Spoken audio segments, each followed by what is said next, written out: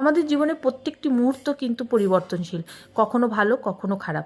আমাদের অর্থনৈতিক অবস্থানের পরিবর্তন সর্বদাই ঘটে।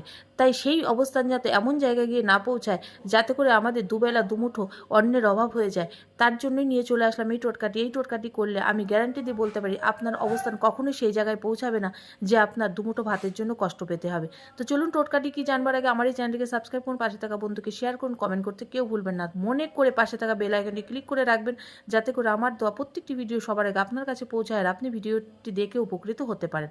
তো চলুন টোটকাটি কি জেনে নেওয়া যাক।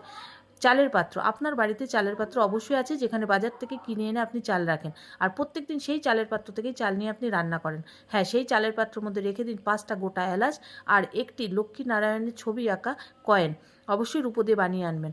সেটিকে চালের পাত্রে সর্বদাই রেখে দেবেন আর প্রত্যেকদিন স্নানের পরে ধূপ ধুনো দিয়ে পুজো করবেন। দেখবেন কোনো দিন আপনার অর্থের অভাব হবে না, অন্নের অভাব হবে না, এটুকু গ্যারান্টি দিচ্ছি।